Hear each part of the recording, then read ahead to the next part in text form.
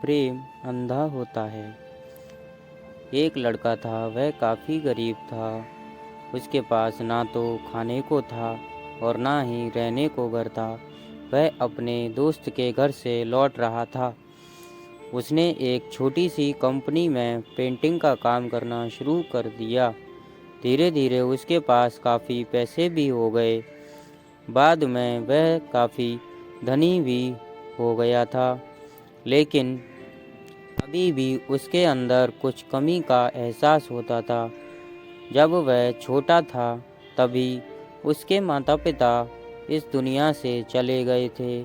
उसने कभी प्रेम को नहीं जाना था।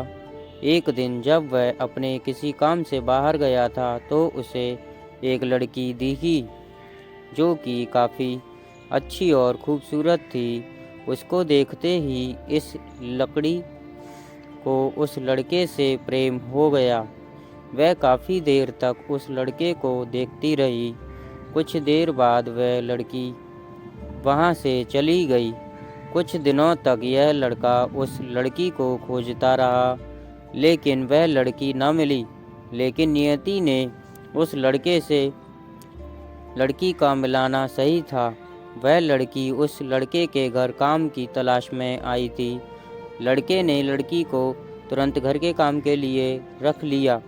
जब वह लड़की उस लड़के से मिलने आई थी, तो उस समय उस लड़के ने कुछ शब्द भी साफ से नहीं बोल पा रहा था, जिससे लड़की को लगा कि यह लड़का गूंगा है। लड़का भी जान गया था कि यह लड़की हमें गूंगा समझती है। इसके साथ ही साथ वह लड़की समझ गई थी कि यहाँ लड़का इस घर का नौकर है, ना कि मालिक है। अब जब भी यह लड़का उस लड़की के पास जाता, तो गूंगा बन जाता।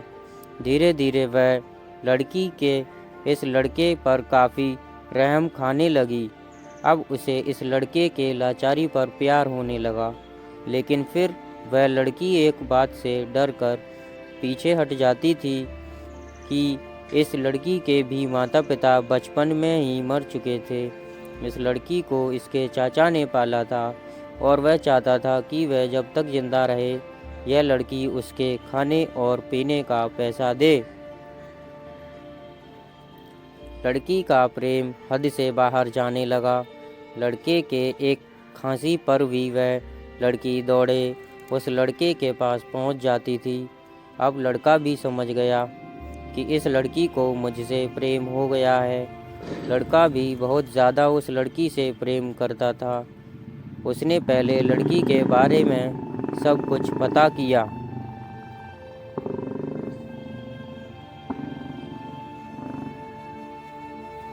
जब उसे सब पता चल गया, तो वह बहुत रोने लगा, क्योंकि उसने गूंगे होने का झूठ बोला था। अब वह दिनों रात रोने लगा। लड़की अपने सैलरी में से लड़के का इलाज करवाने को कहती थी। एक दिन सुबह ही उस लड़की को पता चला कि वह लड़का हॉस्पिटल में भर्ती है। वह दौड़ते हुए जब हॉस्पिटल में पहुंची, तो उसने देखा कि लड़का बेड पर बेहोश पड़ा है। उसके आसपास काफ़ी मशीन लगी हुई थी। जब लड़की डॉक्टर के पास पहुंची, तो वहां पर डॉक्टर ने उसे बताया कि लड़का अब बोल नहीं सकता है। उसने अपनी जीभ को काटने की कोशिश की है। इसके साथ ही उस डॉक्टर ने उस लड़की को एक पत्र दिया।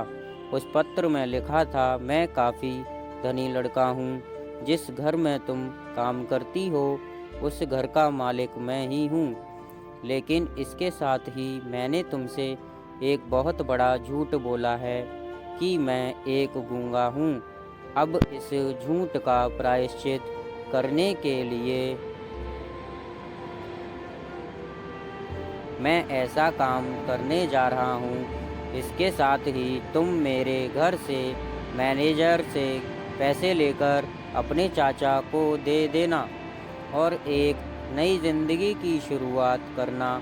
अगर हो सके तो मुझे माफ़ कर देना।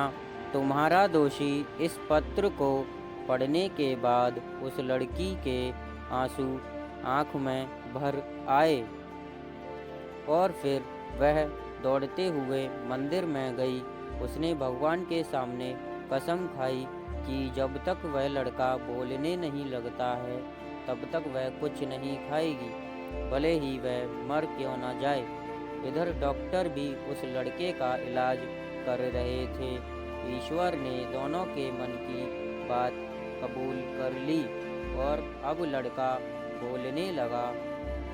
इसके बाद फिर क्या हुआ, लेकिन वह अपनी याददाश्त को खो चुका। अब उसे कुछ भी याद नहीं था।